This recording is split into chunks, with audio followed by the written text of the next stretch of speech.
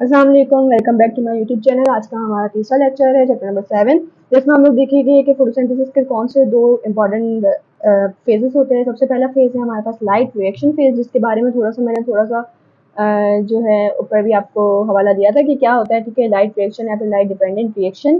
तो light reaction या फिर लाइट डिपेंडेंट रिएक्शन वो रिएक्शन होगा जिसमें लाइट की ज़रूरत होगी। ठीक है, जिसमें लाइट एनर्जी जो है वो बहुत ज़्यादा ज़रूरत होगी और लाइट एनर्जी को कैप्चर करके उसको कन्वर्ट किया जाएगा केमिकल एनर्जी में। इसमें क्या होता है कि जैसे ही लाइट आकर आपके पास फोटोसिंथेसिस के लिए क्लोरोफिल जो है वो एब्जॉर्ब करता है, तो वो क्या करता है कि वाटर को जो है ना दो मॉलिक्यूल्स में तब्दील कर देता है, that is hydrogen and oxygen. वो क्या कहलाते हैं हमारे पास फोटोलाइसिस, यानी कि लाइट के थ्रू कोई भी दो मॉलिक्यूल्स का टूटना इज कॉल्ड फोटोलाइसिस। ठीक है, फोटो यानी कि लाइट और लाइसिस यानी कि टूटना। ठीक है, तो ऑक्सीजन और हाइड्रोजन इसमें जो है वो अलग अलग हो जाता है, देन ग्लूकोज फॉर्म होता है और CO2 का जो ऑक्सीजन है वो भी अलग हो जाता है। ठीक है, ग्लूकोज और ऑक्सीजन फॉर्म हो रहा होता है हमारे पास फोटोसिंथेसिस। मैंने ऊपर आपको इक्वेशन दिखाई थी, लास्ट लेक्चर में मैंने ये पढ़ाया है, आप लास्ट लेक्चर देख सकते हैं। ठीक है, अच्छा, क्लोरोप्लास्ट में जो है वो डिफरेंट पिगमेंट से एब्जॉर्ब होती है। क्लोरोप्लास्ट जो है वो डिफरेंट वेव की लेंथ्स को एब्जॉर्ब करता है। अच्छा, जो हमारी जो लाइट्स है ना, हमारी जो व्हाइट लाइट है वो 7 लाइटों से मिलकर बनी है, ये आप लोगों ने पढ़ा होगा। ठीक है, तो 7 लाइटों से मिलकर बनी है, 7 मेन लाइट्स है जिनके कुछ कलर्स है। ठीक है, 7 मेन कलर्स है, उनसे मिलकर ये व्हाइट कलर देता है। अच्छा, ये जो सातों कलर्स है ना, इनकी डिफरेंट वेवलेंथ है। ठीक है, डिफरेंट वेवलेंथ है, यानी कि डिफरेंट डिफरेंट टाइप पे रिएक्ट करती है वो। तो अब इनमें जो है ना क्लोरोफिल जो हमारे पास है उसमें 3 मेन लाइट्स एब्जॉर्ब हो रही है। कौन कौन सी? एक है वॉयलेट, एक है ब्लू और एक है रेड लाइट। ठीक है, ये तीनों लाइट्स एब्जॉर्ब होती है किसमें? थाइलाकॉइड मेम्ब्रेन में, क्योंकि लाइट डिपेंडेंट रिएक्शन हमारे पास थाइलाकॉइड मेम्ब्रेन में हो रहा होता है। मैंने लास्ट में भी बताया था, देखिए इस तरीके से जो थाइलाकॉइड है, थाइलाकॉइड की जो मेम्ब्रेन होती है उसमें हमारे पास ये रिएक्शंस हो रहे होते हैं।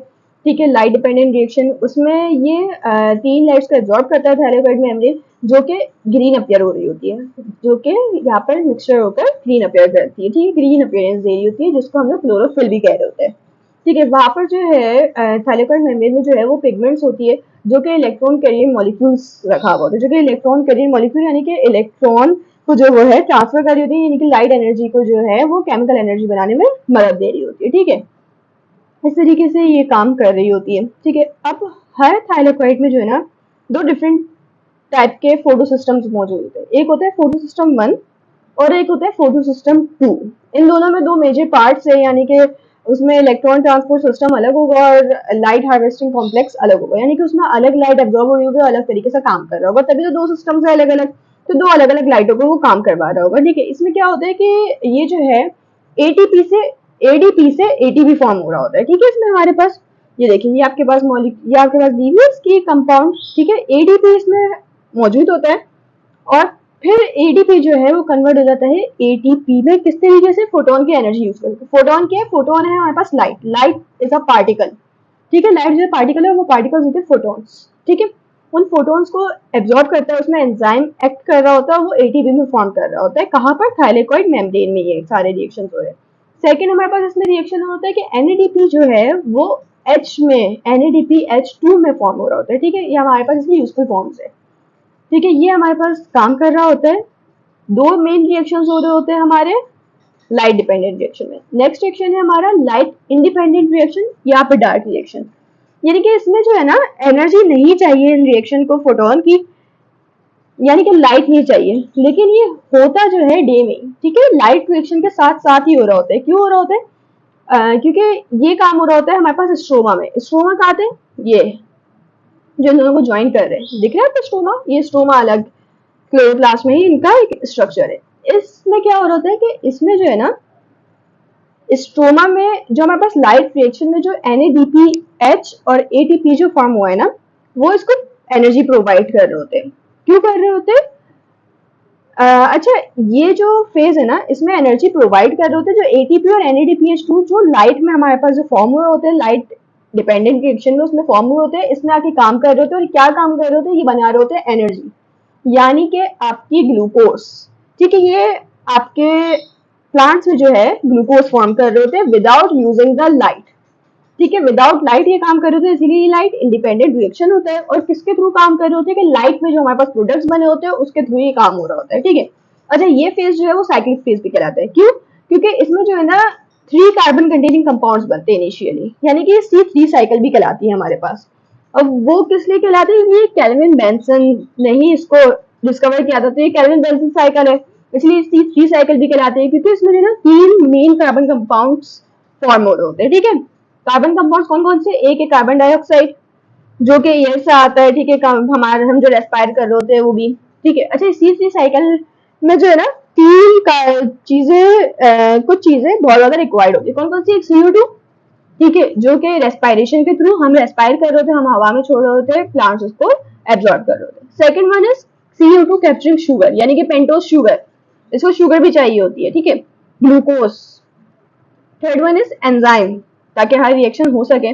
और दूसरा कि एनर्जी इसको चाहिए होती है, वो कहाँ से आती है, ATP और NADPH2 से, यानी कि जो लाइट डिपेंडेंट रिएक्शन में फॉर्म हुए थे, ठीक है। देन फिर इसके साथ एक और छोटा सा टॉपिक हमारा आ जाता है, लिमिटिंग फैक्टर। अच्छा, ये नाम से पता चल रहा होगा कि लिमिट करेगा चीजों को, क्यों करेगा, कुछ ऐसे फैक्टर्स होते हैं जो आपके रिएक्शन को जो है ना रोक देते हैं, ठीक है।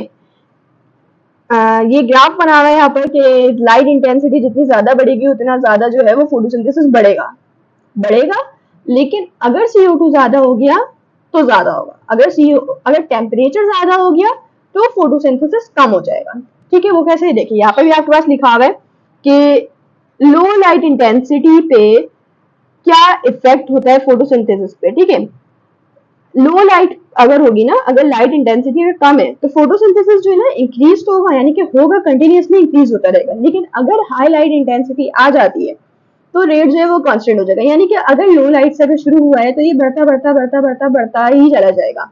लेकिन अगर बिल्कुल ही हाई लाइट इंटेंसिटी, यानी कि इंटेंसिटी बिल्कुल परफेक्ट है लाइट की, तो जाहिर सी बात है ये बिल्कुल एक हाई लेवल पे अपने हो रहा होगा, उससे आगे नहीं बढ़ सकता, वो तो वो कांस्टेंट लेवल पे ही काम कर रहा होगा फोटोसिंथेसिस, ठीक है। इसी तरीके से जो कार्बन डाइऑक्साइड है वो भी इस पर कुछ इफेक्ट करता है, ठीक है, टेम्परेचर भी इस पर इफेक्ट कर रहा होता है, ये सारे इसके लिमिटिंग फैक्टर्स है, ठीक है।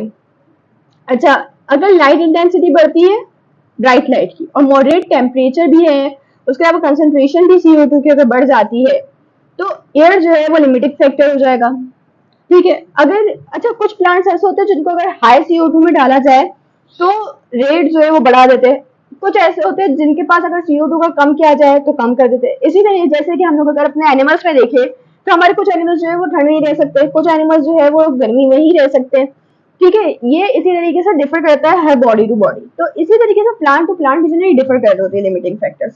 किसी प्लांट में जो है वो CO2 हायर चाहिए होता है, किसी प्लांट को जो है वो CO2 कम चाहिए होता है, किसी प्लांट को हाई टेम्परेचर चाहिए होता है, जैसे कि हमारे आम जो है वो गर्मी में पकते हैं, ठीक है, जबकि कुछ और फ्रूट्स देख लो तो वो सर्दियों में पके होते हैं। इसी तरीके से ये जो है ना टेम्परेचर, लाइट इंटेंसिटी, CO2, ये सब मैटर करता है कि कौन सा प्लांट है, जो प्लांट होगा ना उस हिसाब से वो चीज दरकार होगी, यानी कि जरूरत होगी उस चीज की, ठीक है। इस हिसाब से काम कर रहा होता है, तो लिमिटिंग फैक्टर हर किसी के लिए सेम नहीं हो सकता, लिमिटिंग फैक्टर हर बॉडी, हर प्लांट के लिए, हर लिविंग ऑर्गेनिज्म के लिए अलग होता है, ठीक है। कुछ लोग ठंड में बहुत अच्छा काम करते हैं, कुछ लोग रात में बहुत अच्छा काम करते हैं, तो कुछ लोग दिन में बहुत अच्छा पढ़ सकते हैं।